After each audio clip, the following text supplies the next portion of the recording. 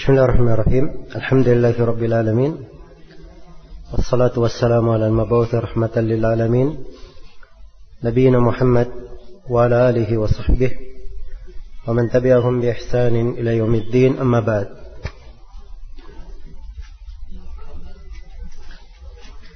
Baik, ayat yang ke-196 dari surah Al-Baqarah. Qala Rabbuna jalla wa ala wa atimmul hajja wal umrata lillah fa in uhsirtum famastaysara minal hadi wa la tahliku ru'usakum hatta yablughal hadyu mahillah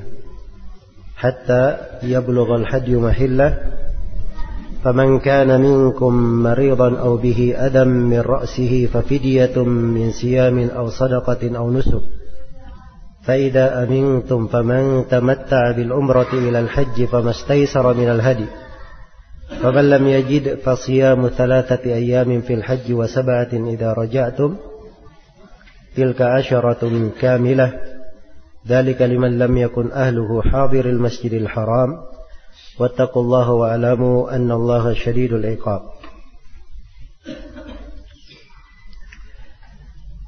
Terjemahan makna ayat. Dan sempurnakanlah haji dan umrah karena Allah. Apabila kalian terhalangi,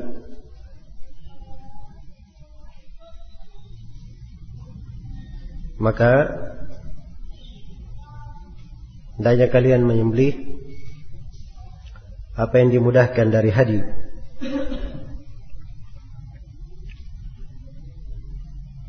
Dan janganlah kalian mencukur, menggundul kepala-kepala kalian hingga hadyu itu tiba di tempatnya, tiba pada waktunya. Siapa di antara kalian yang sakit atau pada kepalanya ada gangguan, ada penyakit, maka dia bayar fidyah berupa puasa atau sedekah atau menyembelih. Apabila kalian telah aman, maka siapa yang tamattu dengan umrah kepada haji, maka hendaknya dia menyembelih hadiah yang dimudahkan. Siapa yang tidak mampu, maka dia berpuasa 3 hari di musim haji dan 7 hari ketika kalian mampu atau ketika kalian kembali. Itu 10 yang sempurna. Hal tersebut bagi orang-orang yang bukan merupakan penduduk Masjidil Haram, penduduk Mekah. Bertakwalah kepada Allah dan ketahuilah sungguhnya Allah sangat keras siksaannya.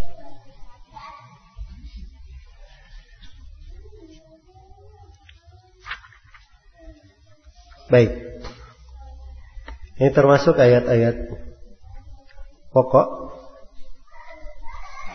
yang berkaitan dengan manasik haji.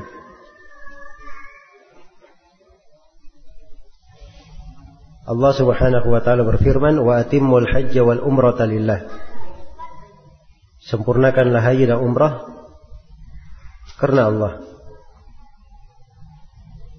Diperintah menyempurnakan haji dan umrah, dan ini ayat datang setelah ayat seruan berinfak di dalam masalah jihad. Iya. Sebab di ayat sebelumnya, wa anfiqu fi sabilillahi wa la tulqu bi aydikum ila tahluka wa ahsinu innallaha yuhibbul muhsinin. Seruan berinfak dan berbuat baik. Kemudian diperintah untuk haji dan umrah. Karena itu kata sebagian ulama, haji dan umrah itu adalah bagian dari jihad. Bagian dari jihad. Dan ini istimbat yang bagus dikuatkan oleh hadits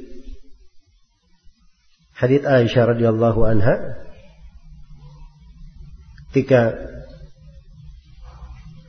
Aisyah bertanya kenapa perempuan tidak berjihad,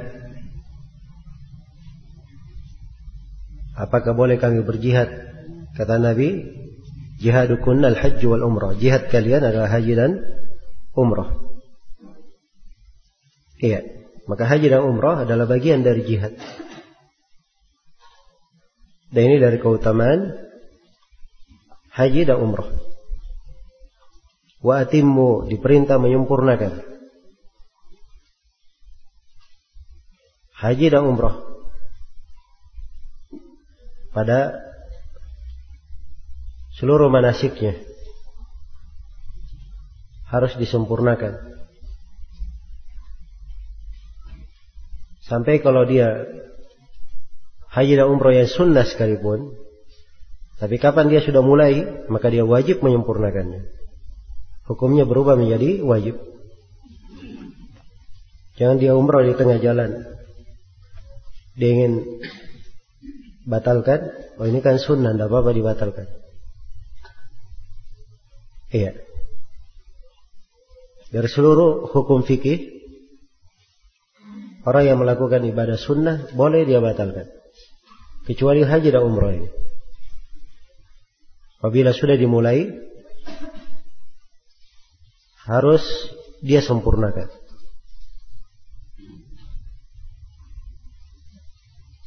Watimul hajj wal umrah lillah, karena Allah. Ini menunjukkan keikhlasan, wajibnya mengikhlaskan haji dan umrah karena Allah. Fa'in uhsirtum, kalau kalian mendapatkan ihsar itu ditahan, terkepung, nggak bisa lewat, itu ihsar namanya. Seperti Nabi Sallallahu Alaihi Wasallam dan para sahabat ketika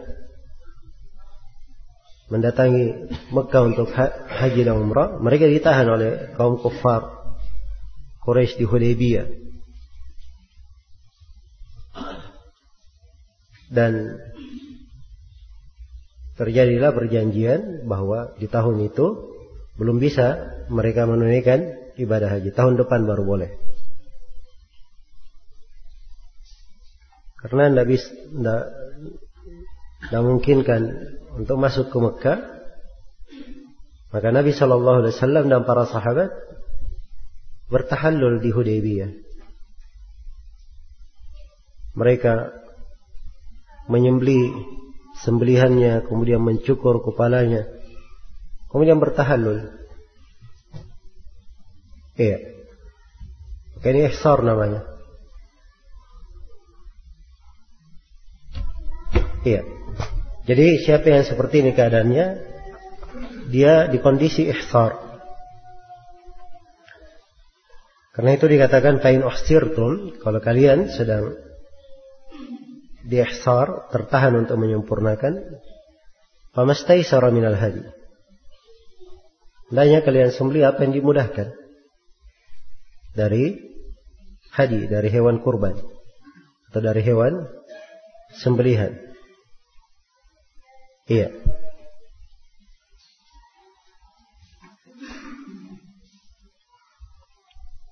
Wala tahliku ru'usakum hatta yablugha al-hadyu mahillah. Dan jangan kalian menggundul kepala-kepala kalian. Al-halaq itu mencukur menggunakan silet, gundul. Beda dengan memendekkan, ya. Memendekkan dan dibahasakan dengan al-halaq, dibahasakan dengan taksir, memendekkan.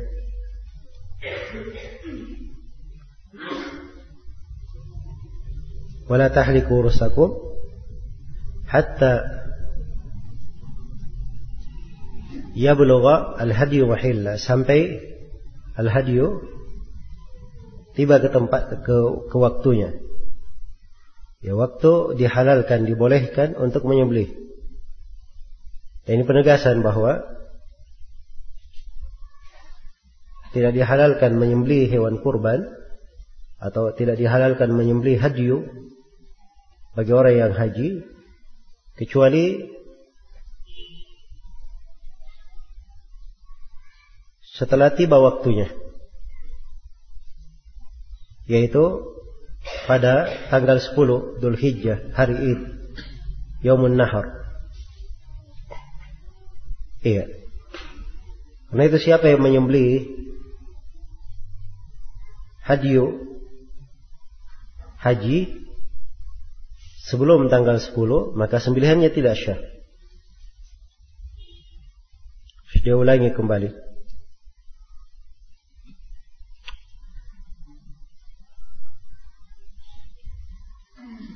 Iya. Tatkala telah disinggung tentang tidak boleh memotong rambut,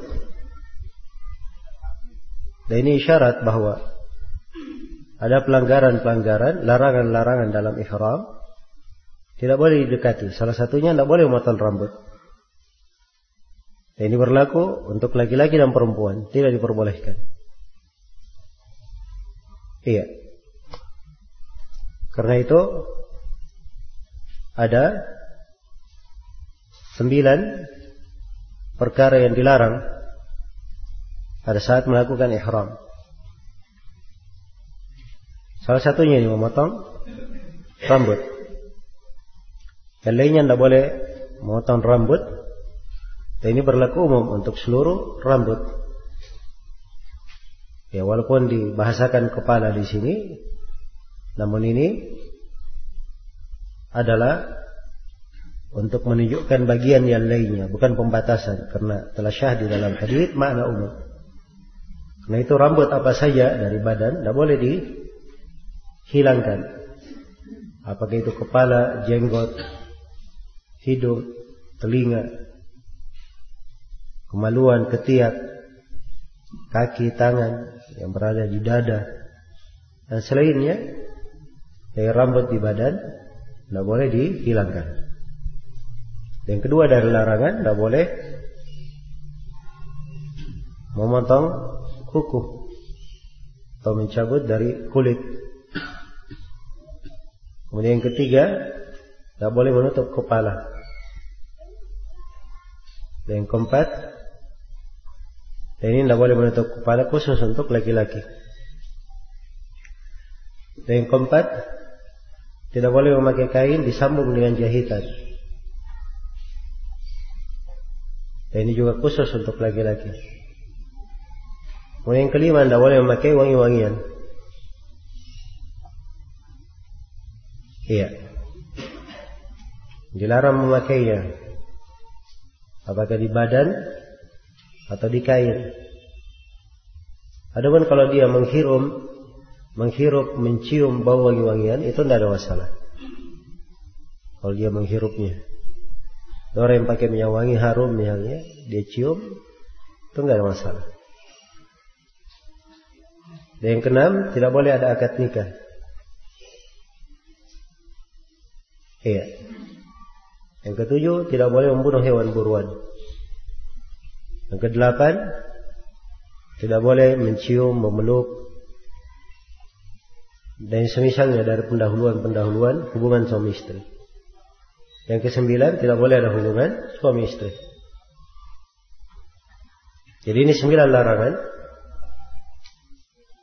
pada saat ihram. Sebagian larangan itu sudah ditentukan hukumnya masing-masing. Kalau haji dia hubungan suami istri, sebelum tahallul pertama dia kena 5 perkara. Pertama, dia menanggung dosa. Yang kedua, batal hajinya. Yang ketiga, dia wajib melanjutkan hajinya. Yang keempat, dia harus haji tahun depannya. Dan yang keenam, dia menyembelih unta. Yang kelima, dia menyembelih unta. Iya. Kalau dia melanggar umrah, melanggar itu di kondisi umrah, ada ketentuannya. Sebagaimana kalau dia melanggar hal tersebut sebelum tahallul kedua. Iya. Demikian pula untuk membunuh hewan buruan, ada ketentuan khusus di dalamnya. Kalau ada yang melanggar, akad nikah tidak ada masalah. Maksudnya tidak ada kafarat atau fidyah khusus untuknya. Selain daripada itu, ini yang disebut di dalam ayat di sini sudah disinggung. Karena sudah disinggung mencukur kepala, maka disinggung apabila ada orang yang melakukan hal tersebut karena udzur. Katakan faman kana minkum maridan aw bihi adha. Siapa di antara kalian yang sakit? Kalau dia sakit, kemudian dia perlu untuk melakukan sesuatu dari pelanggaran ihram, maka tidak dipermasalahkan. Itu udzur, tidak berdosa dia. Dia tidak berdosa, tapi ada kewajibannya, akan diterangkan. Demikian pula kalau ada gangguan di kepalanya, adan min ra'sihi. Ada gangguan di kepala. Seperti ada kutu, tombe, mengganggu sekali, dan semisal dengannya. Maka kalau ada udzur, fafidyah, dia bayar fidyah. Apa fidyahnya? Salah satu dari 3. Puasa, atau bersedekah, atau nusuk, menyembelih. Dan ini lebih diperinci di dalam hadits Ka'ab bin Ujrah radhiyallahu taala anhu. Di mana Ka'ab bin Ujrah didatangkan kepada Nabi dalam keadaan kutu itu berjatuhan dari kepalanya. Iya. Jadi subhanallah ya, orang yang banyak kutu itu tidak kelihatan ya dari kepala banyak kutu. Tapi ini di kadar kutunya sudah berjatuhan. Ini berarti menunjukkan apa? Luar biasa. Ya banyaknya kutu itu.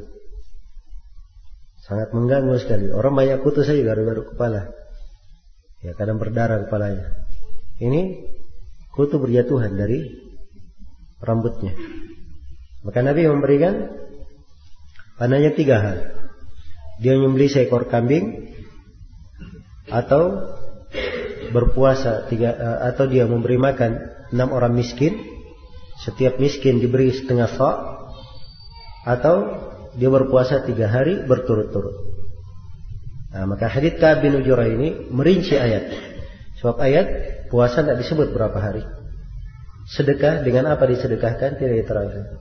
Menyembelih apa tidak dijelaskan. Dijelaskan dalam hadits bahwa puasanya 3 hari berturut-turut, sedekahnya untuk 6 orang miskin, 1 orang miskin setengah sa' paling sedikit, dan menyembelihnya adalah menyembelih kambing.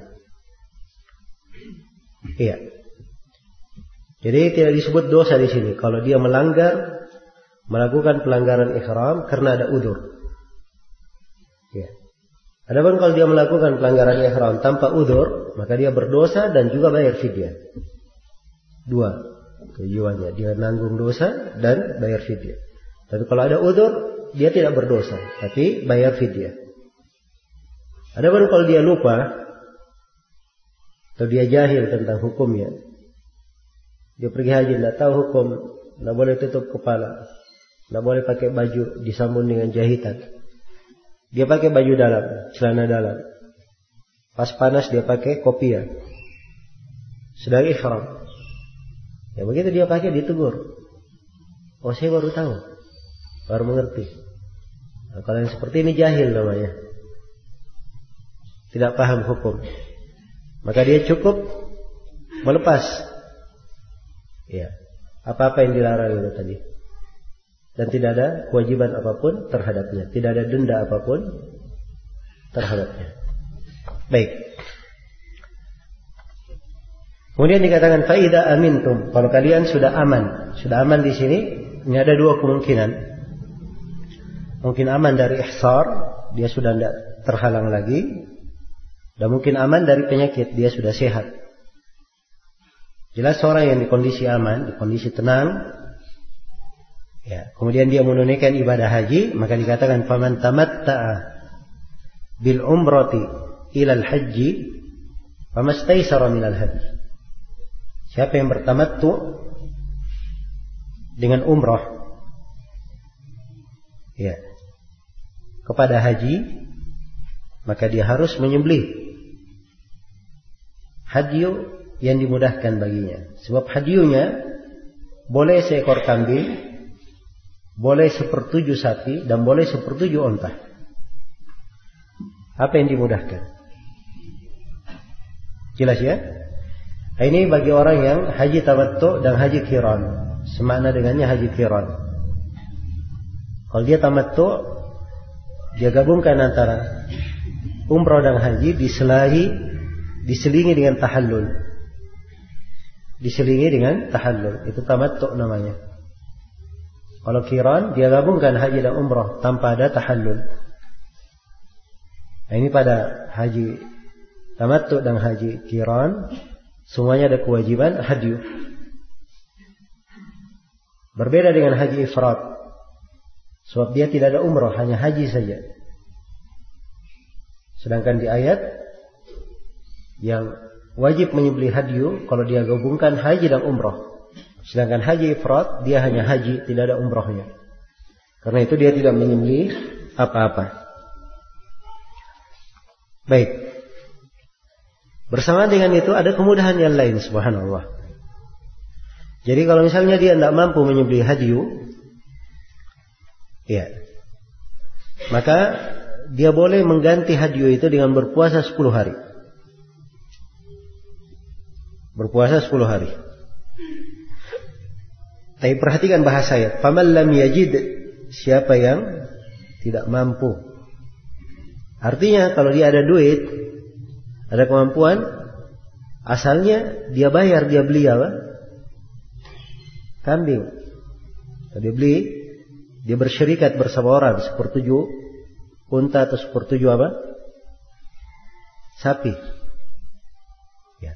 Kalau dia sama sekali tidak ada biaya, atau dia ada biaya cuman untuk keperluan pulang saja, tidak cukup, tidak ada dana untuk beli kambing, untuk beli hadyu, nah, ini baru dikatakan dia tidak mampu. Barulah datang udzur, dia boleh apa?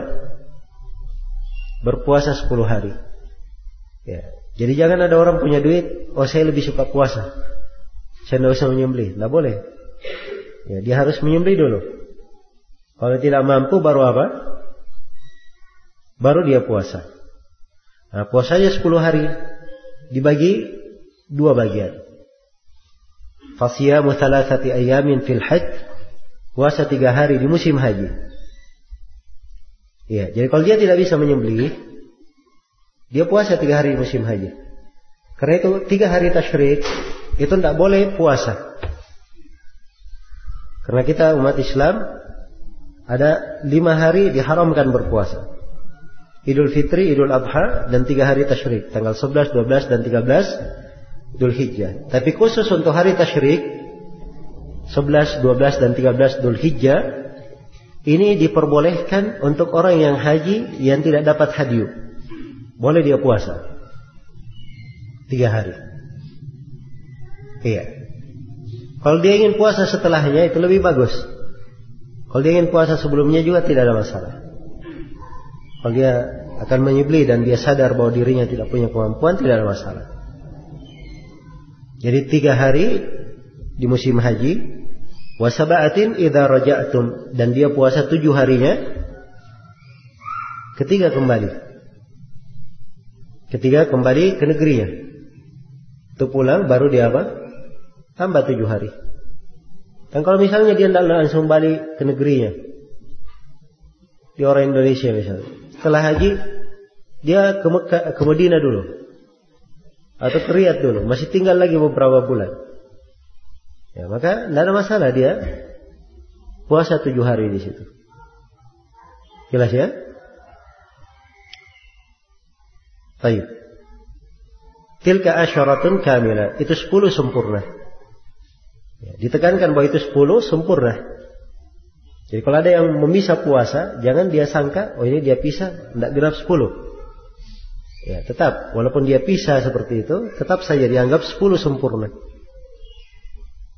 Nah, Dan ini hukum berkaitan dengan hadyu, berkaitan dengan siapa yang tidak mampu membeli hadyu, dia berpuasa 10 hari. Hukum ini adalah hukum khusus untuk selain penduduk Mekah. Kalau penduduk Mekah ada hukum berbeda. Bagaimana hukum untuk penduduk Mekah? Diterangkan di dalam kelanjutan ayat. Dzalika liman lam yakun ahluhu hadiril masjidil haram. Iya. Itu bagi siapa? Jadi kewajiban hadyu ini bagi siapa yang bukan merupakan penduduk Masjidil Haram. Jadi kalau bukan penduduk Mekah, ya, bukan penduduk Mekah, maka dia ada hadyu. Tapi kalau dia penduduk Mekah, tidak ada hadyu. Jadi dia umrah, setelah itu dia nunggu haji, dia pergi haji, tamattu, tidak ada masalah. Dia tidak menyembelih apa-apa. Nah, ini kalau dia apa? Penduduk Mekah. Ya. Penduduk Mekah itu orang yang sudah tinggal di Mekah, dengan kehidupannya di Mekah, ada istrinya di sana. Ya. Adapun orang yang cuma pendatang saja, hanya kerja, itu bukan penduduk Mekah namanya. Walaupun dia bermukim di Mekah. Itu orang bermukim, bukan istitan. Kalau istitan itu baru bernegara di situ.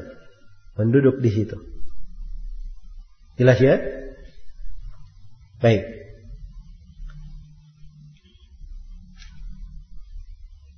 Kemudian di akhir ayat Allah tegaskan wattaqullah, bertakwalah kalian kepada Allah. Yang menunjukkan bahwa seluruh hukum yang telah disebutkan tadi itu dari hal-hal yang wajib untuk diperhatikan. Ketentuan tidak boleh dilanggar. Nah, itu diperintah bertakwa kepada Allah. Dan diancam wa'alamu annallaha syadidul iqab. Dan ketahuilah bahwa Allah maha keras siksaannya. Iya. Baik. Jadi itu makna penafsiran dari ayat. Dalam ayat ini terdapat banyak pelajaran. Ya, kita ulas kembali pelajaran yang terkait dengan ayat. Pelajaran yang pertama, di dalam ayat terdapat kewajiban menyempurnakan haji dan umrah. Dan saya sudah tegaskan tadi ya, siapa yang mulai haji atau mulai umrah, walaupun itu haji dan umrah yang sunnah, tapi kalau dia sudah mulai, maka menyempurnakannya berhukum wajib. Wajib dia sempurnakan. Kemudian di dalam hadis, di dalam ayat ini juga terdapat penjelasan bahwa haji dan umrah itu kedudukannya sama, dua-duanya wajib. Dua-duanya wajib. Dan ini lebih menguatkan pendapat ulama yang mewajibkan umrah. Iya.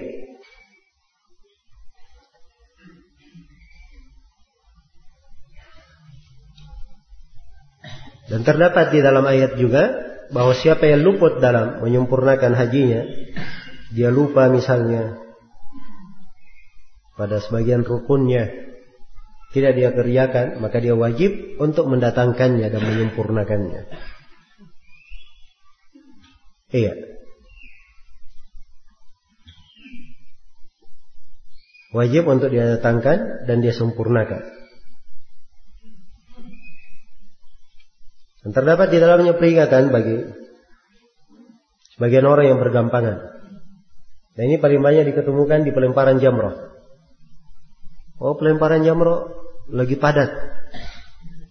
Ada kawan yang mau pergi melempar, dia titip saja, tolong titip. Saya juga titip untuk saya dilemparkan. Nah, ini nggak boleh ya. Sepanjang dia mampu melempar, tidak ada udzur, dia pergi melempar. Karena Allah perintah wa atimmul hajja wal umrah lillah. Kita diperintah menyempurnakan haji dan umrah tersebut.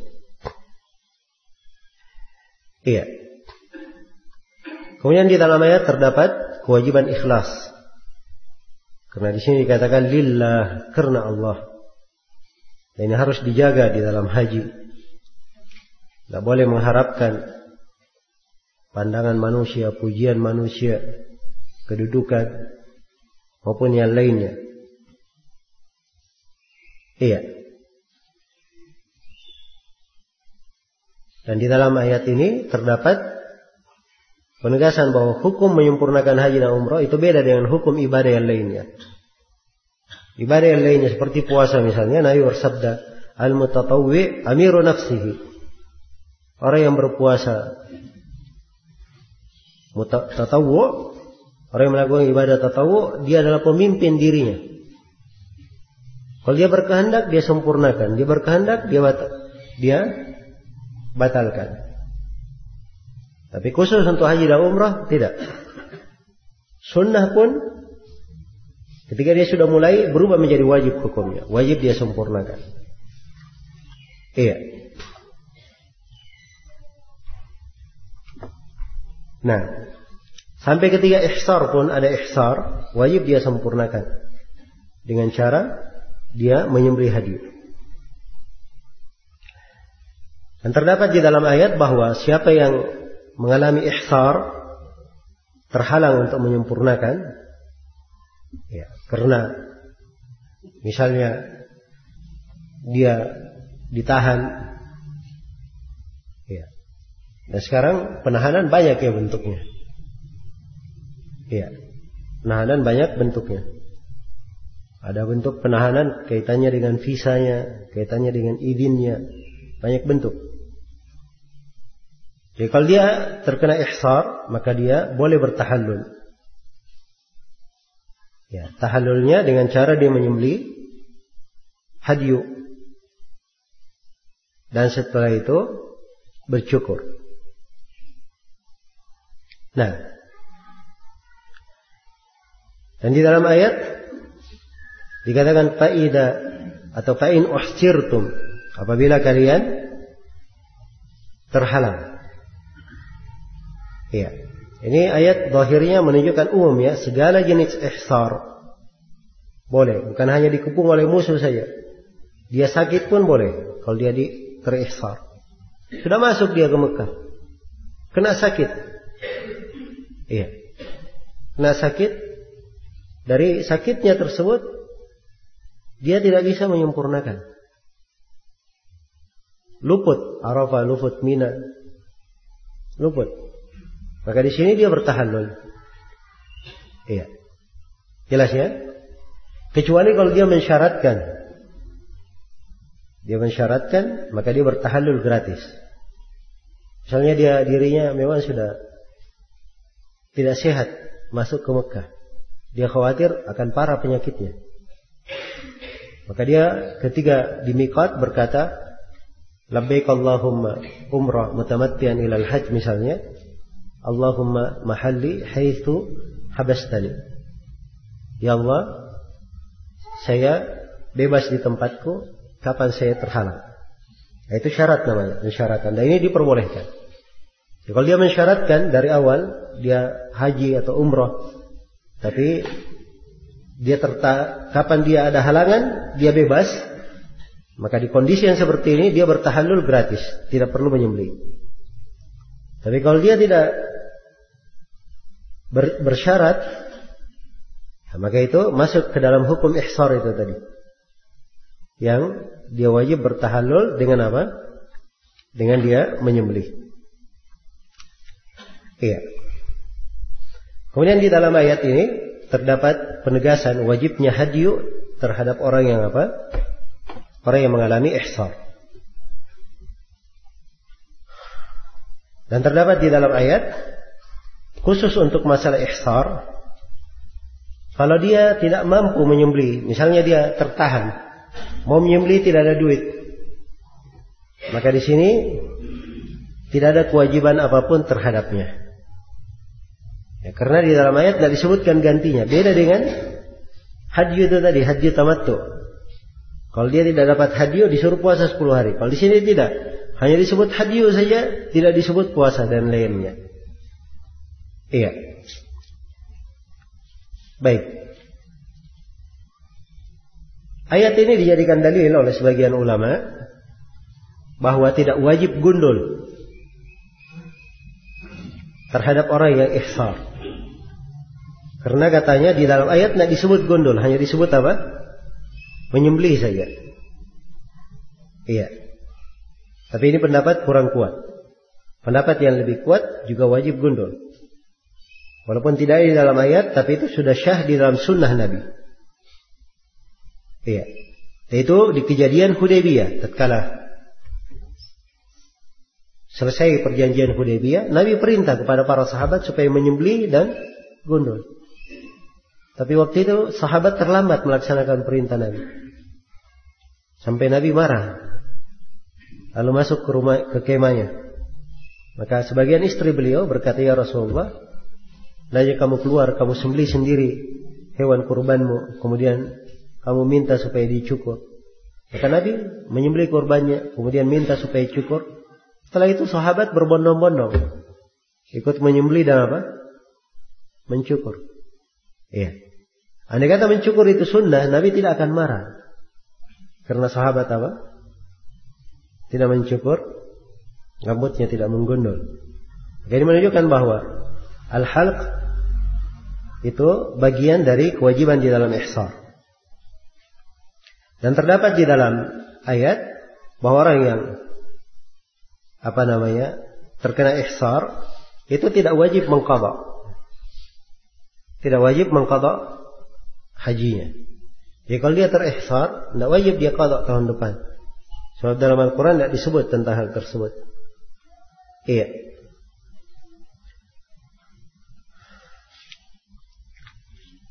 Nah, kemudian di kalimat al-hadyu di dua tempat pakai alif lam, menunjukkan bahwa hadyunya itu harus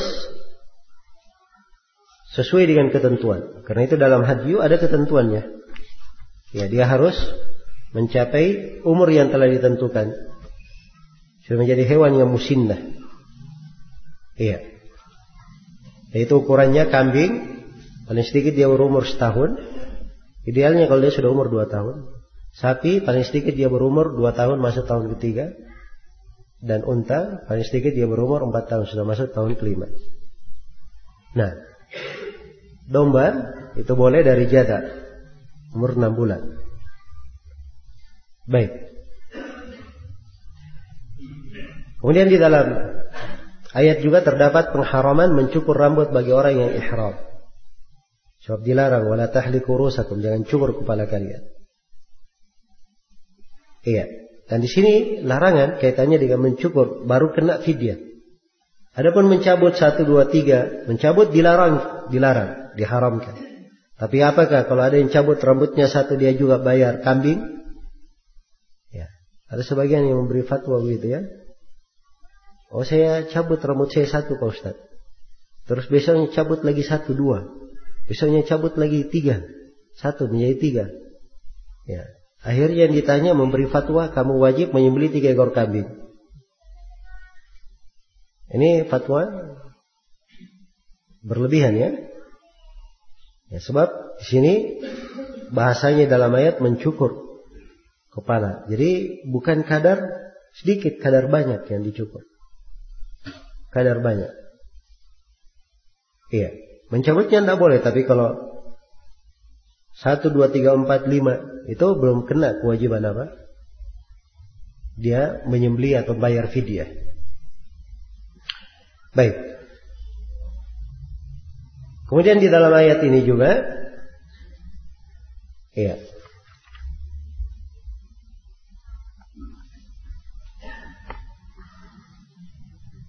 terdapat penjelasan bahwa tidak boleh mencukur, atau terdapat pendalilan oleh sebagian ulama bahwa tidak boleh mencukur kecuali setelah menyembelih.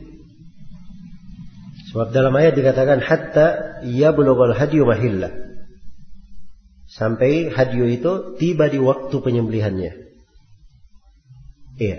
Dan ini pendapat sejumlah ulama, hanya saja pendapat ini menjadi kurang kuat karena di dalam hadits Nabi sudah menjelaskan kebolehannya. Sebab Nabi ditanya di tanggal 10 Dzulhijjah tentang sesuatu dikedepankan atau diakhirkan, beliau berkata if'al wala haraj, kerjakan dan tidak ada masalah. Iya. Tapi kalau dia ingin aman, ingin keluar dari silam pendapat, dia menyembelih dulu baru apa? Baru dia cukur. Iya. Nah itu mudah sekarang ya, mudah.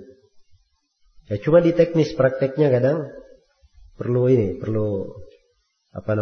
bantuan orang-orang yang berpengalaman. Iya.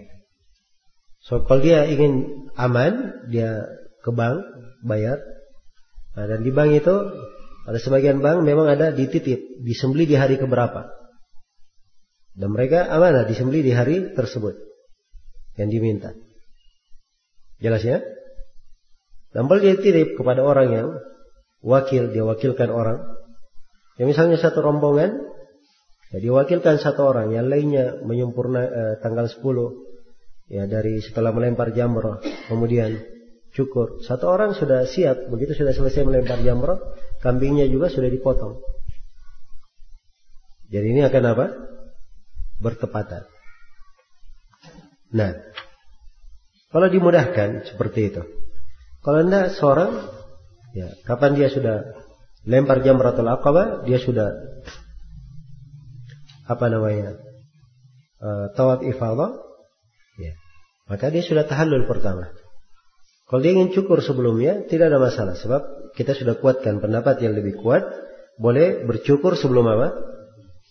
Sebelum menyembelih. Iya.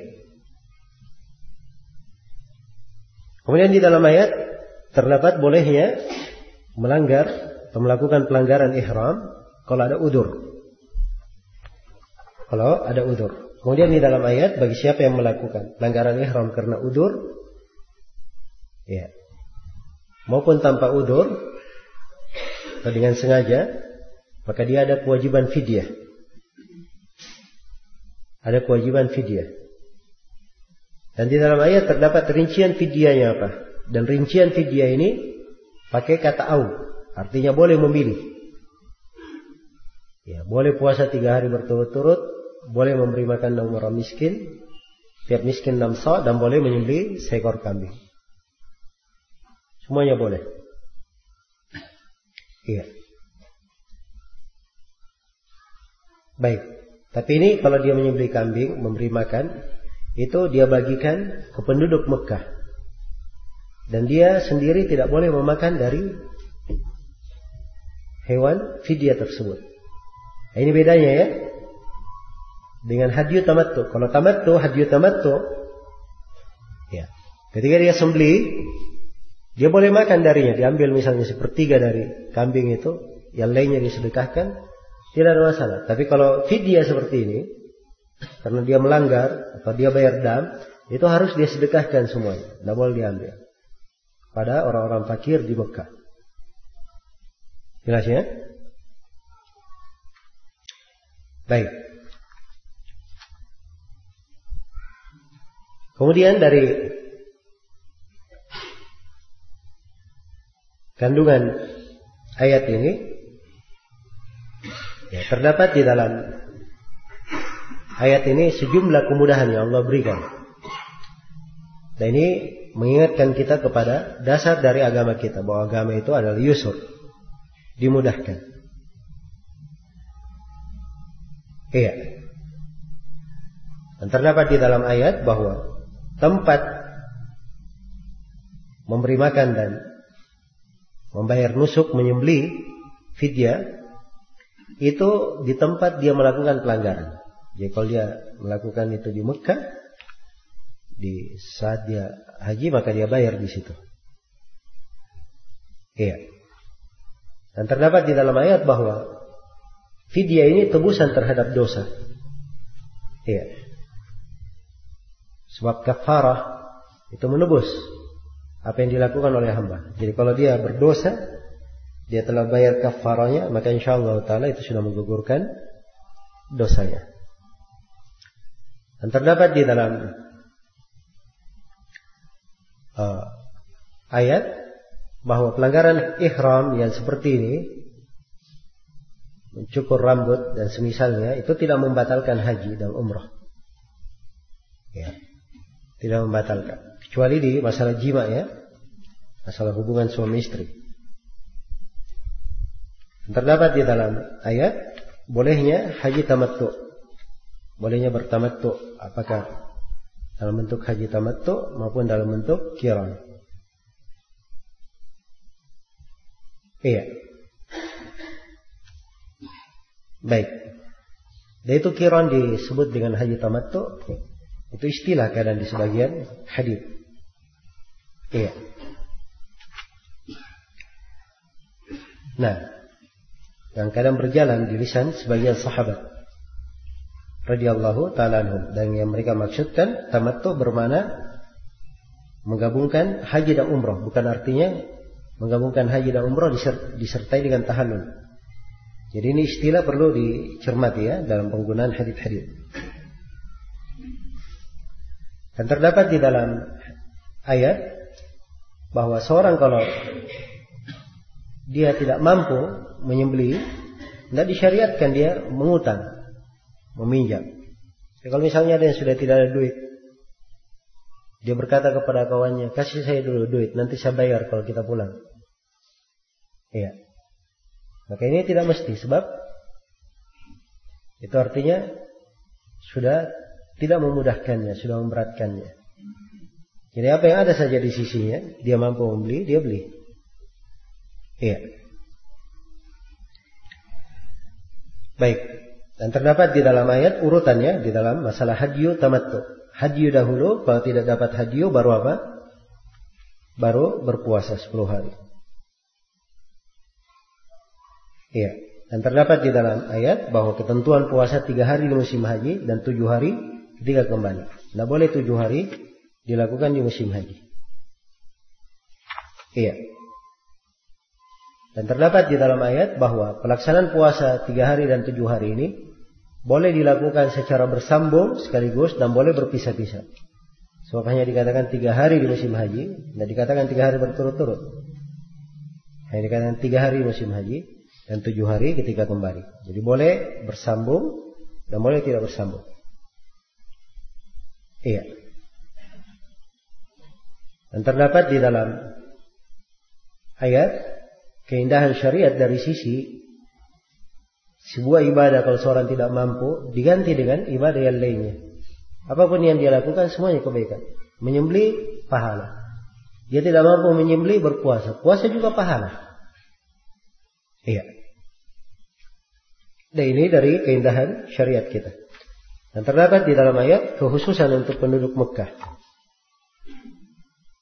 Bahwa mereka tidak ada kewajiban hadyu. Walaupun melakukan tamattu, haji tamattu. Dan terdapat keutamaan Masjidil Haram. Ya, karena orang yang bermukim di dalamnya mendapat keutamaan. Dan terdapat kewajiban bertakwa. Ancaman Allah bagi siapa yang menyelisihi. Dan terdapat ya, wajibnya mengetahui bahwa Allah Maha keras siksaannya. Ini wajib dipelajari ya. Ya'lamu atau wa'lamu anna Allah syadidul iqab. Dan ketahuilah, ilmui. Dan ini wajib dipelajari. Seorang wajib belajar bagaimana caranya dia takut kepada Allah Subhanahu wa taala. Ya, dan terdapat keutamaan al-khauf min Allah. Yang diingatkan bahwa Allah syadidul iqab, kita wajib untuk takut akan hal tersebut. Kemudian ayat berikutnya, ayat 197, Al-Hajju Ashhurun Ma'lumat. Faman farada fihinna al-hajja fala rafatha wala fusuqa wala jidala fil hajj. Wama taf'alu min khairin ya'lamhu Allah. Wa tazawwadu fa inna khairaz zadi at-taqwa wattaquni ya ulil albab. Terjemahan mana ayat? Haji itu adalah bulan-bulan yang telah dimaklumi. Maka barang siapa yang mewajibkan haji di bulan-bulan itu, iya, dia melaksanakan kewajiban haji di bulan-bulan itu, fala rafath, maka tidak boleh dia melakukan rafath. Kan kita jelaskan apa makna rafath. Wala fusuq, Tidak boleh dia melakukan kefasikan. Wala jidala fil hajj. Dan juga tidak ada perdebatan dalam haji. Apa yang kalian lakukan dari kebaikan, pasti Allah mengetahuinya.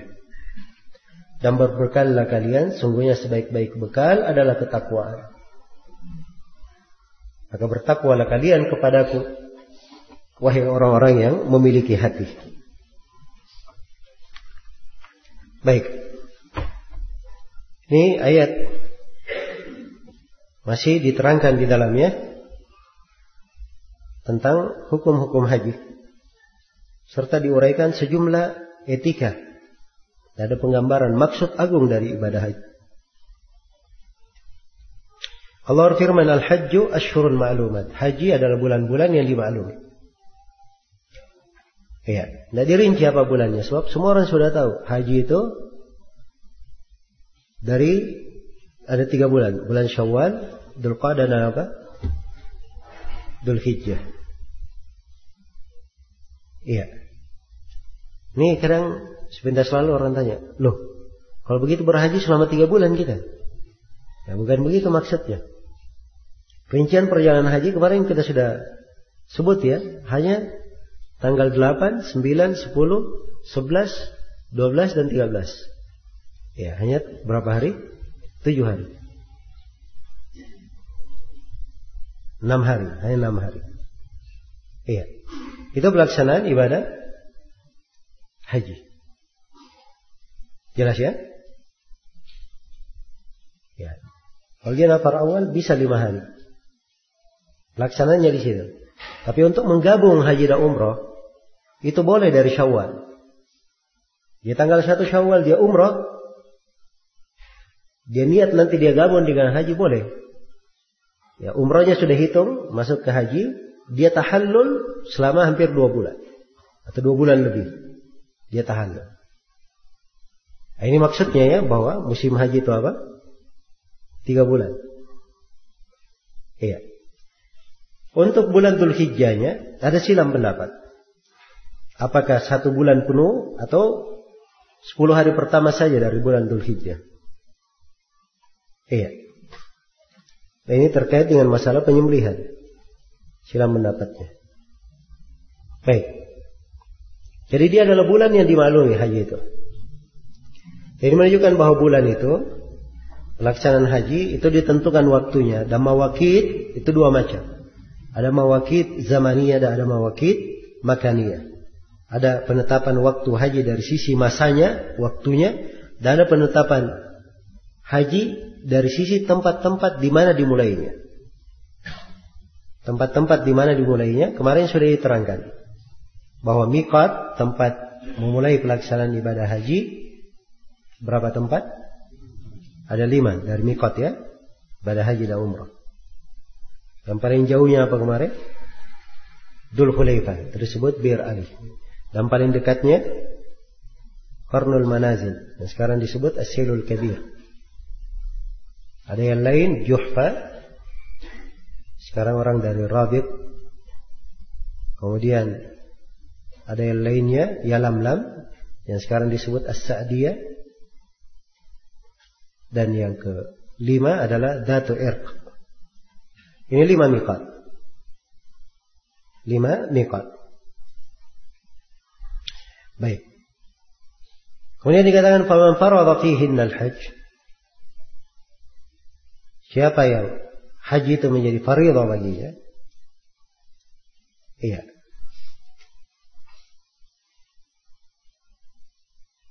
Sudah masuk ke dalam fardhu haji. Jadi bulan haji sudah dimaklumi. Tapi begitu dia sudah masuk ke dalam kewajiban haji, masuk di dalam rangkaian manasik, fala rafath, maka tidak boleh dia melakukan rafath. Rafath, iya, itu kalimat mushtarak. Kadang diartikan jima dan kadang diartikan pendahuluan jima. Ini semuanya dilarang. Dan kadang diartikan ar-rafath, perbuatan yang sia-sia. Jadi semuanya tidak diperbolehkan. Iya, hubungan suami istri diharamkan, mencium diharamkan, memeluk diharamkan. ya memegang dengan syahwat diharamkan, maka tidak boleh ada rafath. Wala fusuq, tidak boleh ada kefasikan. Al-fisq secara bahasa itu al-khuruj, keluar. Karena orang yang fasik dia keluar dari ketaatan. Iya. Kalau ada yang bertanya, bukankah kefasikan dilarang di semua waktu? Jawabannya benar, tapi khusus di musim haji itu lebih dilarang lagi. Iya. Sebab tempat-tempat yang agung dan dimuliakan, apalagi dilipat gandakan padanya pahala. Kalau ada yang berbuat kejelekan di situ, itu juga lebih berbahaya daripada selainnya.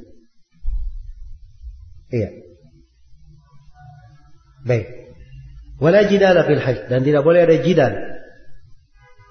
Iya. Jidal yang dimaksud adalah berdebat. Iya. Hal yang menyebabkan percekcokan, pertikaian.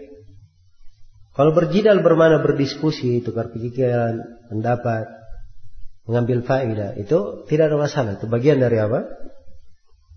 Bagian dari ilmu. Iya. Wala jidala fil hajj. Wa ma taf'alu min khairin ya'lamhu Allah. Dan apa yang kalian lakukan dari kebaikan. Sini ditergib untuk berbuat kebaikan. Jadi setelah diingatkan tidak boleh ada kejelekan-kejelekan seperti tadi, rafath, fusuk dan jidal, maka dianjurkan untuk berbuat kebaikan. Terangkan kebaikan apa saja yang kalian lakukan. Ya'lamhu Allah, Allah pasti mengetahuinya. Iya. Min khairin nakira, ya, setelah dalam siap syarf. Ini kan mana umum, segala jenis kebaikan, kecil maupun besar, apapun bentuknya. Ya'lamhu Allah, Allah pasti mengetahuinya. Kemudian Allah perintah wa tazawwadu, dan berbekallah kalian. Nah, ini diantara maksud utama haji. Perhatikan ya bahasanya, berbekallah kalian. Disebut dengan bentuk bekal. Sebab itu mengingatkan akan hakikat dari kehidupan. Rangkaian-rangkaian ibadah haji yang dilakukan, banyak makna yang mengingatkan akan kehidupan akhirat. Tiga manusia semuanya berjalan dengan pakaian yang sama, kondisi yang sama. Itu mengingatkan dirinya sebagai seorang hamba. Tiga berada di berbagai tempat, semuanya di kondisi sama, berkumpul di tempat yang sama. Mengingatkan dirinya akan pada mahsyar, manusia semuanya dikumpulkan. Iya. Yang ketiga, diikuti tertib haji itu bermula dari hari Tarwiyah, kemudian Arafah, kemudian Musdalifah, kemudian Mina, tidak dibolak-balik. Ini mengajari dia untuk rapi, tertib. Iya. Maka itu makna-makna banyak di dalam pelaksanaan haji. Karena itu di sini diperhatikan ya, wa tazawwadu, berbekallah kalian. Tidak sekadar diperintah melakukan perbuatan kebaikan, tapi perbuatan kebaikan ini perintahnya dikemas dengan bahasa berbekallah kalian. Sebab itu adalah bekal untuk ke negeri akhirat. Aina khairaz zadi taqwa, karena sebaik-baik bekal adalah ketakwaan. Adalah ketakwaan. Iya. Ini terdapat keutamaan takwa. Dan takwa arti asalnya adalah al-wiqayah, membentengi diri dan menjaga diri. Ya. Dan takwa itu adalah menjaga diri dari adab Allah dengan melaksanakan perintahnya dan meninggalkan larangannya. Itulah takwa.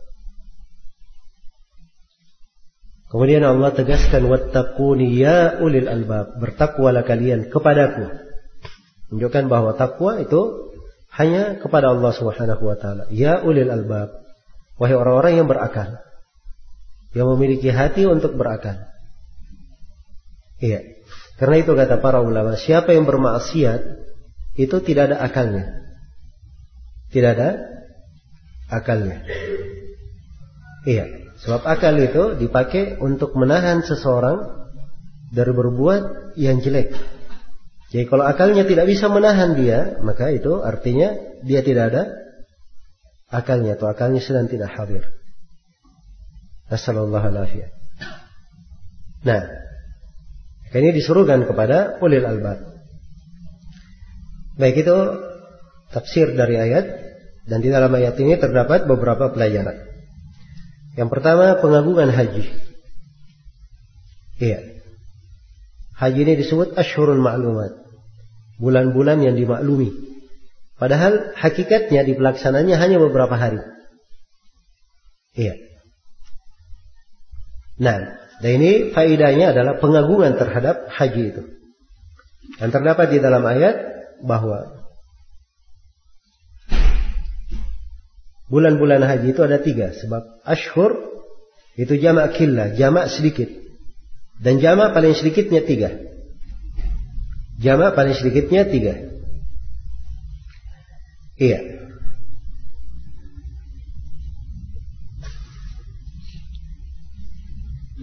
Nah,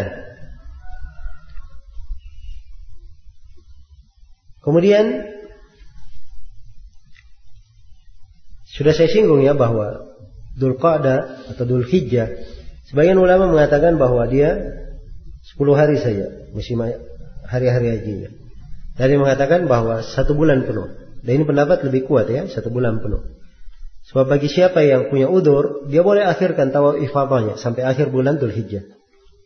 Iya. Nah, baik.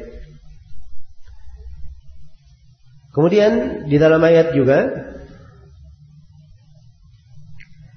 ya terdapat bahwa musim-musim haji ini adalah hal yang maklum, dimaklumi. Karena itu banyak hukum terkait dengan haji, perkara yang maklumat, dianggap dari perkara yang mesti diketahui. Iya. Dan terdapat di dalam ayat bahwa siapa yang sudah masuk dalam rangkaian haji, maka dia wajib untuk menyempurnakan. Karena itu dibahasakan dengan bahasa faman farada fihinnal hajj. Siapa yang sudah menjadi wajib haji itu terhadapnya. Dan ini menegaskan makna ayat yang telah lalu. Iya. Dan terdapat bahwa hajinya kalau itu pun haji sunnah, tetap dia wajib menyempurnakan. Dan terdapat bahwa ihram untuk haji sebelum waktunya itu tidak syah. Tidak syah. Iya. Dan terdapat di dalam haji bahwa apa-apa yang terdapat di dalam ayat bahwa apa-apa yang dilarang di dalam haji itu wajib ditinggalkan dengan sekadar dia mulai masuk dalam ihram. Iya. Baik. Dan terdapat di dalam ayat pengharaman jima bagi orang yang melakukan ihram haji dan umrah.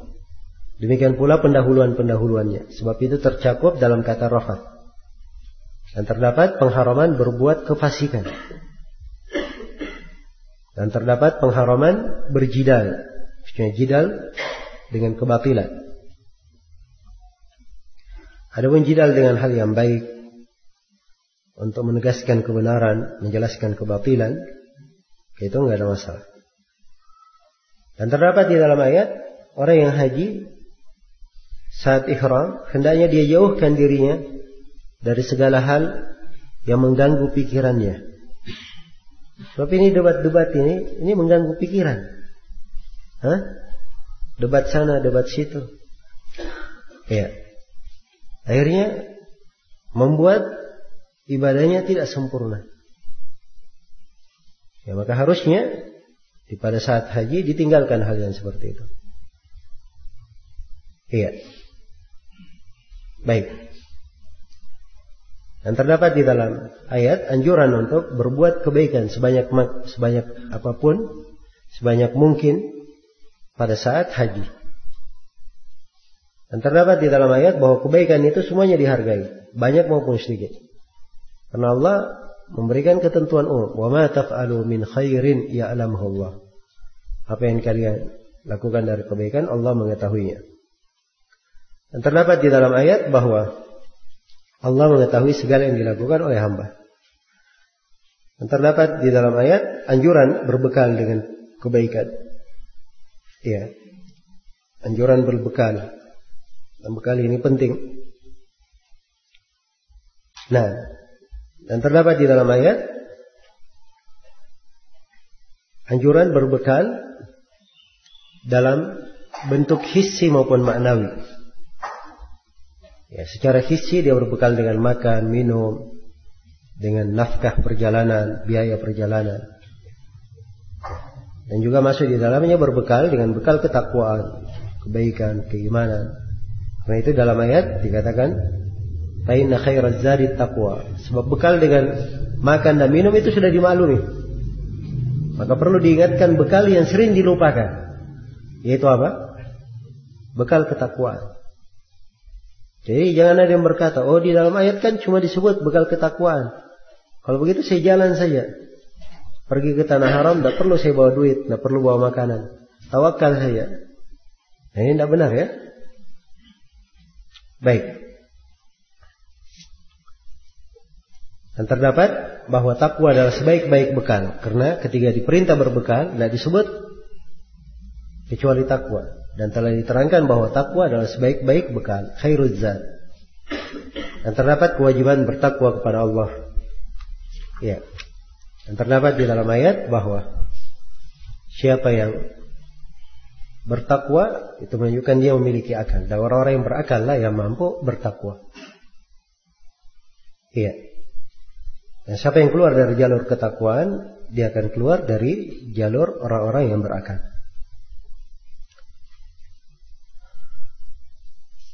Ini ayat berikutnya 198. Laisa 'alaikum junahun an tabtagu fadlan min rabbikum. Fa idza afadtum min arafatin fadhkurullaha 'inda al-mash'aril haram. Wadhkuruhu kama hadakum wa in kuntum min qablihi laminadh dhallin. Terjemahan makna ayat: tidak apa-apa bagi kalian, tidak dosa terhadap kalian untuk mencari keutamaan dari Rabb kalian. Mencari keutamaan dari Rabb kalian. Apabila kalian sudah meninggalkan Arafah, maka berzikirlah kepada Allah di Masy'aril Haram, di Musdalifah. Berzikirlah kalian kepadanya. Ingatlah Allah sebagaimana Allah beri hidayah kepada kalian. Yang mana kalian ini sebelumnya sungguh tergolong ke dalam orang-orang yang tersesat. Iya. Ini warna lain dari pelajaran haji. Dan ini maknanya agung sekali ayat ini. Nah, sebab diingatkan akan nikmat haji itu dan nikmat keimanan. Di awal ayat Allah berfirman, tidak apa-apa kalian mencari keutamaan dari Rabb kalian. Jadi tidak apa-apa seorang ketika dia haji, dia sambil berdagang, sambil berjualan, itu tidak ada masalah. Dan ini ayat datang setelah perintah bertakwa. Ya, ingin diterangkan bahwa dia berdagang itu tidak bertentangan dengan makna apa? Makna takwa. Ya. Jelas ya? Karena sebagian para sahabat yang merasa berat atau merasa tidak enak, kadang mereka jalan sambil berdagang juga. Iya. Maka Allah terangkan bahwa itu tidak masalah, tidak membahayakan, tidak ada dosa. Ya, untuk mencari rezeki dari Allah Subhanahu wa taala. Ya. Jelas ya? Sepanjang ibadahnya terjaga, niatnya bagus, maka hal-hal yang ikut seperti ini tidak dipermasalahkan. Tidak dipermasalahkan. Faida afaqtum min Arafat, kemudian diterangkan apabila kalian sudah meninggalkan Arafat. Arafat jama' ya di sini. Afaqtum artinya meninggalkan, indafa'tum, kalian sudah pergi meninggalkannya. Arafat itu dari Arafah. Di jama' ya. Ini terkait dengan makna Arafah itu sendiri. Sebagiannya ada yang menyebut bahwa Arafah itu dikatakan Arafah karena manusia banyak yang mengakui dosa di Arafah. Sebab di hari Arafah itu sudah merupakan tabiat orang bertobat, menyesali apa yang telah lalu. Maka dikatakan Arafat karena dia akui dosanya. Dan sebagiannya ada yang mengatakan Arafat karena dia di satu tempat manusia berkumpul, saling mengenal di situ, saling ta'aruf. Makanya dikatakan Arafat. Dan yang mengatakan bahwa Jibril mengajari Nabi tempat-tempat manasik. Yang terakhir Arafah diberitahukan. Ketika itu dikatakan Arafta, kamu sudah tahu. Nah, tadi mengatakan bahwa Arafat diambil dari sisi bahasa. Arafat itu tempat yang tinggi dari yang lainnya. Nah, urfan. Karena itu ahlul a'raf, itu di atas tempat tinggi. Jelas ya? Baik. Dan ini penamaan yang terakhir dikuatkan oleh sebagian ulama dari sisi penamaan. Karena itu wajar kalau dijamak. Ya, Arafat itulah Arafah yang dimaklumi. Jadi kalau sudah selesai dari Arafat, ya, itu inti dari haji ya, tanbih. Diingatkan penyempurnanya. Kalau sudah selesai dari Arafah, menunjukkan bahwa Arafah ini adalah intinya. Dan memang telah ditegaskan oleh Nabi di dalam hadis Al-Hajju Arafah. Haji itu adalah apa? Haji adalah Arafah. Iya, Al-Hajju Arafah, haji adalah Arafah. Itu inti haji adalah Arafah. Ya, bukan artinya haji itu cuma di Arafah. Haji banyak rangkaiannya sudah kita terangkan. Tapi intinya adalah apa? Wukuf di Arafah. Iya. Dan di jama' Arafat ini juga memberikan makna bahwa wukuf di Arafah itu boleh di mana saja. Yang penting masih di batasan apa? Batasan Arafah. Jadi kalau dia di banyak tempat di Arafah dia wukuf, cocok dikatakan Arafat. Jelas ya? Jadi kalau sudah selesai dari Arafat, fadkurullaha indal masy'aril haram. Berzikirlah kepada Allah. Nah, zikir ini kalimat luas ya. Dengan lisan, dengan hati, dengan badan. Zikir kadang dengan bacaan, dengan sholat, dengan perbuatan. Zikir. Ditegakkan ibadah. Ketika selesai dari Arafah indal masy'aril haram. Di masy'ar al-haram. Masy'ar ini dari syairah. Sama dengan syair. Sebab dia adalah tempat yang merupakan simbol pokok, simbol agung. Masy'aril haram, dia berada di tanah haram, diagungkan. Dan ini yang dimaksud adalah Musdalifah. Sebab Musdalifah itu masih masuk di tanah haram. Beda dengan Arafah ya, Arafah sudah di tanah halal. Iya, jadi kalau penduduk Mekah atau orang yang ingin umroh, dia ke tanah halal dulu. Ke tanah halal, apakah dia ke Arafah atau ke Ji'rana atau ke Tan'im, itu tanah halal semuanya. Jelas ya, dia boleh memulai umrohnya dari situ. Itu khusus umroh untuk orang yang berada dari tanah haram. Iya. Baik. Jadi zikirlah kepada Allah di Masy'aril Haram. Zikir itu banyak.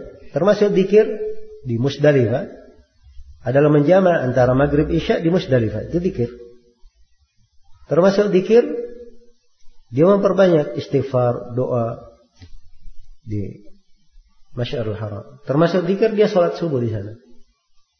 Termasuk zikir dia tidur di Musdalifah. Ya.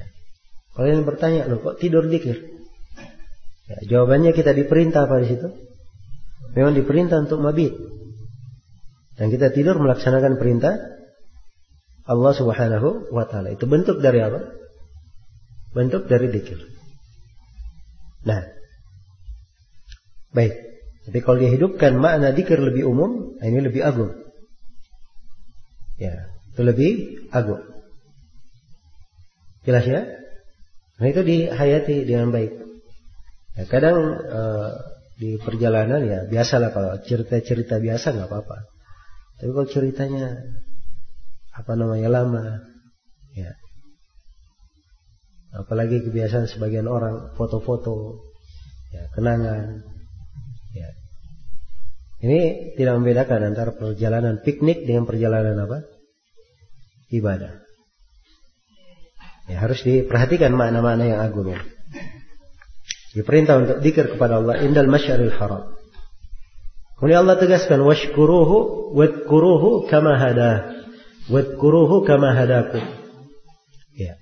Berzikirlah kalian kepadanya sebagaimana kalian telah diberi hidayah. Itu diingat. Besarnya hidayah. Hidayah dalam bentuk umum maupun khusus. Hidayah keislaman. Hidayah dari nikmat. Kita bisa menunaikan ibadah haji, mendatangi tempat-tempat yang agung. Itu perlu diingat nikmat-nikmat Allah. Iya. Sebagaimana kita bersyukur dengan hidayah tersebut, kita banyak berzikir mengingat Allah Subhanahu wa taala. Dan ingatkan wa in kuntum min qablihi laminadh dhalin, yang mana kalian sebelumnya sungguh tergolong kepada orang yang tersesat. Sebelum mengenal Islam, mengenal tuntunan ibadah haji yang benar, orang-orang dalam kesesatan. Ya. Maka Allah beri hidayah kepada umat Islam akan tuntunan yang agung ini. Karena itulah perlu diingat, dan ini mengingat nikmat itu dari suatu hal yang mengagungkan ibadah. Sebab kapan dia banyak mengingat nikmat, maka akan lahir di dalam jiwanya makna kesyukuran. Akan lahir di dalam jiwanya makna kerendahan hati. Sebab dia tahu dirinya tidak punya apa-apa. Semuanya nikmat dari Allah Subhanahu wa ta'ala. Akan lahir di dalam jiwanya kesungguhan dalam beribadah, agar dia manfaatkan nikmat sebaik mungkin. Nah, ini dari mana-mana agung yang muncul di belakang mengingat nikmat. Karena itu di banyak tempat dalam Al-Quran disebutkan nikmat-nikmat, diingatkan. Iya. Lagi kalau orang membaca surah Ar-Rahman misalnya, itu surah indah sekali mengingatkan nikmat-nikmat Allah. Kalau dia baca surah An-Nahl, ini memang surah An-Nahl disebut oleh sebagian ulama dengan nama surah An-Ni'am. Surah menjelaskan tentang nikmat-nikmat Allah Subhanahu wa ta'ala. Baik, ini termasuk hal yang indah ya, diingat dalam ibadah. Ya, Allah telah memberi minnah kepada kita. Itu akan membantu seorang untuk khusyuk sempurna di dalam ibadahnya. Iya. Kemana kalian sebelumnya sungguh berada dalam kesesatan. Nah, sesat itu dhalin, itu artinya dia sesat tanpa ilmu, beramal tanpa ilmu. Manusia dalam Al-Quran itu disebut 3. Ada hadin, orang-orang yang mendapat petunjuk dan beramal dengan petunjuk, itu had namanya, dapat hidayah. Dan ada orang-orang gawin. Gawin ini dia dapat ilmu tapi tidak mengamalkan ilmunya, itu gawin, itu gawaya. Dan yang ketiga abdallun, abdal, ini orang yang sesat, beramal tanpa ilmu. Beramal tanpa ilmu. Maka ini abdallun, ini orang di atas kejahilan, tidak memiliki ilmu, beramal tanpa ilmu. Ya, karena itu terdapat di dalamnya tanbih. Orang yang berangkat haji tidak boleh dia jahil terhadap ahkamnya, hukum-hukumnya. Ya. Ini diingatkan ya. Sebab dia masuk di dalam pelaksanaan semuanya dengan ilmu dan tuntunan. Ya, karena itu dia punya sisi kewajiban untuk mempelajari dari masasiknya. Apa yang dengannya dia dikatakan paham berhaji. Iya. Ini yang banyak disalahpahami oleh umat Islam. Yang penting berangkat saya, bayar duit store, ya, belajarnya, ya, nanti di sana diatur. Ya. Nanti bahasanya nanti di sana diatur. Jadi nggak tahu sampai sana juga apa yang dia lakukan. Ikut-ikutan orang saja. Dan ini adalah hal yang tidak benar. Ya. Baik, di dalam ayat terdapat beberapa pelajaran. Dari yang pertama terdapat pembolehan berdagang, berniaga di sela-sela haji, jual beli. Iya. Demikian pula menyewakan. Kemudian terdapat di dalam ayat bahwa ini termasuk pelajaran indah ya. Bahwa seorang ketiga melakukan transaksi bisnis, berniaga, itu hendaknya dia mencari keutamaan Allah. Karena itu bahasanya dalam ayat tabtagu fadlan min rabbikum. Mencari keutamaan dari Allah. Ya, dan ini dari rahasia sukses dalam berniaga. Dia jangan bersandar pada kekuatannya, keahliannya, merasa dirinya pandai. Tapi dia mencari keutamaan dari Allah Subhanahu wa ta'ala. Ya, dan itu dia bahasakan dalam bahasanya kepada dirinya, keluarganya, kepada rekan bisnisnya sekalipun. Iya. Baik. Supaya dia selalu mengingat nikmat. Dan terdapat di dalam makna fadlan min rabbikum, ya, bahwa apa yang diberikan kepada manusia itu adalah keutamaan dari Allah. Dan ini dari makna rububiyah, mengimani rububiyah Allah Subhanahu wa ta'ala. Dan terdapat di dalam ayat penjelasan syariat wukuf di Arafah. Dan dia adalah dari rukun haji. Dan terdapat dari kalimat Arafat isyarat bahwa wukuf itu boleh di mana saja. Iya. Dan yang keenam terdapat di dalam ayat syariat wukuf di Musdalifah, mabit di Musdalifah. Dan terdapat juga di dalam ayat bahwa mabit di Musdalifah itu nanti setelah Arafah. Setelah Arafah. Iya. Dan terdapat di dalam ayat bahwa dzikir itu luas kandungannya. Sebab sholat itu bagian dari dzikir. Ya, karena diantara hal yang dijelaskan oleh sunnah Nabi melakukan sholat maghrib dan isya di Musdalifah. Di waktu isya, jamak takhir. Dan terdapat di dalam ayat penjelasan bahwa Musdalifah bagian dari tanah haram. Dan terdapat di dalam ayat juga bahwa di Musdalifah boleh mabit di mana saja. Yang penting masih wilayah Musdalifah. Jadi lihat ya tanda-tandanya itu jauh tanda-tanda. Iya. Nah, itu kemarin saya ingatkan ya, kalau masuk Musdalifah sebagai pejalan kaki, kalau dia naik mobil, terus saya walaupun sudah ramai di sekitar situ, jalan saja sampai dekat Mina, tapi masih wilayah Musdalifah, itu masih banyak tempat kosong. Masih banyak tempat yang kosong. Alhamdulillah semuanya dimudahkan. Di semua penjuru tempat di Arafah maupun di Musdalifah ada WC-WC, ada tempat minum, ya, lengkap. Mau cari makanan juga tidak sulit. Banyak orang yang jualan makanan. Nah,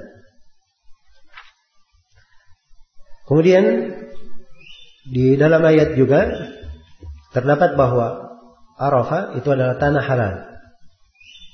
Ya, dikata Arafah tanah haram akan disebut juga. Tapi ternyata hanya Masy'arul Haram disebut di Musdalifah. Nah, menunjukkan bahwa Arafah adalah tanah halal. Dan terdapat di dalam ayat bahwa Musdalifah adalah masy'ar dari masyair. Karena itu mengatakan wajib mabit di Musdalifah itu adalah pendapat yang lebih kuat di kalangan ulama. Dan sebagian ulama ada yang mengatakan rukun malah. Syekh Al-Albani beliau condong mengatakan bahwa mabit di Musdalifah adalah rukun haji. Ya, tapi ini pendapat terlalu syadid ya. Pertengahannya insyaallah bahwa dia hanya wajib saja. Dan ini yang difatwakan oleh kebanyakan ulama.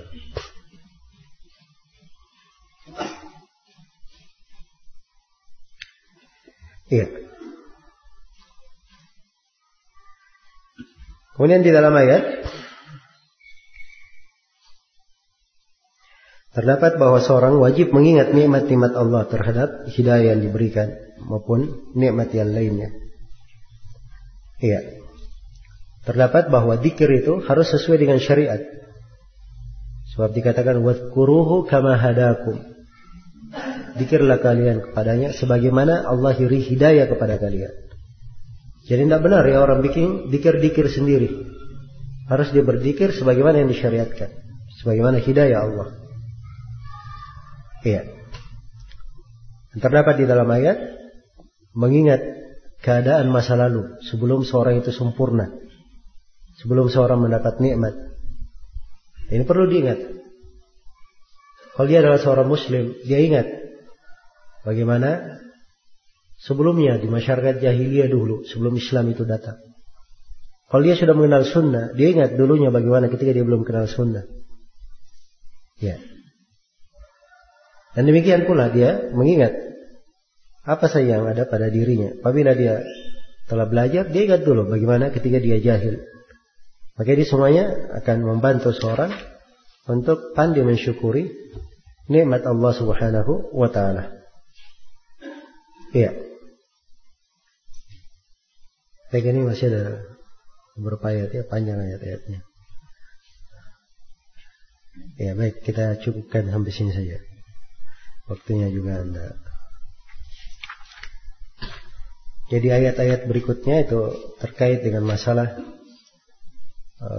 menutup yang manasik dengan beristighfar, bertobat, banyak berzikir kepada Allah, memohon. Ya, dan itu hakikat memang dari apa? Dari ibadah. Ibadah itu ditutup dengan ibadah yang lainnya. Itu kaidah ya. Ibadah ditutup dengan ibadah yang lain. Kita sholat 5 waktu. Habis sholat disuruh apa? Berzikir. Setelah zikir ada sholat-sholat rawatib. Itu menyempurnakan ibadah sholat. Setelah puasa Ramadan ada puasa 6 hari di bulan Syawal. Demikian pula setelah pelaksanaan haji. Selesai manasik haji, kita diperintah untuk banyak berzikir, bertobat, beristighfar, disambung dengan ibadah yang lainnya, memohon kepada Allah supaya amalan ibadah diterima. Ya. Dan juga diterangkan tentang doa Rabbana atina fid dunya hasanah wa fil akhirati hasanah wa qina adzabannar. Dan di antara manusia ada yang berdoa cari dunianya saja, akhiratnya tidak ada semangat dia berdoa. Nah, ini menunjukkan bahwa kondisi setelah pelaksanaan ibadah haji harus dijaga. Kecenderungan kepada akhirat harus selalu dipelihara. Dia cari dunianya, tapi dia selalu lebih besar perhatiannya kepada akhiratnya. Kemudian diingatkan bahwa di hari terakhir pelaksanaan ibadah haji, wadhkurullaha fi ayyamin ma'lumat, ayyamin ma'lumat maksudnya hari-hari tasyrik. Menurut salah satu pendapat, nah ada yang berpendapat itu 10 hari pertama di bulan Dzulhijjah. Tapi tafsirkan yang hari-hari tasyrik itu lebih dekat. Ya, jadi boleh nafar awal dan boleh nafar akhir, nafar tsani. Ini semuanya sudah berlalu penjelasannya. Baik, wallahu ta'ala a'lam. Sampai sini ya untuk pelajaran tafsir ayat-ayat hukum. Semoga ada manfaatnya untuk seluruh hadirin, dan semoga Allah Subhanahu wa taala menganugerahkan kepada kita semua ilmu yang bermanfaat dan amalan yang salih, dan memberikan taufik kepada kita semua untuk mampu menunaikan ibadah haji sebagaimana yang dituntunkan. Bagi siapa yang telah berhaji, semoga Allah menerima amalannya dan menyempurnakannya dengan amalan di masa mendatang. Dan bagi siapa yang belum haji, semoga Allah Subhanahu wa taala memberikan kemudahan untuknya menunaikan kewajibannya. Innahu waliyyu dzalika wal qadiru alaih. Subhanakallahumma wa bihamdik, asyhadu an la ilaha illa anta, astaghfiruka wa atubu ilaik, walhamdulillahi rabbil alamin.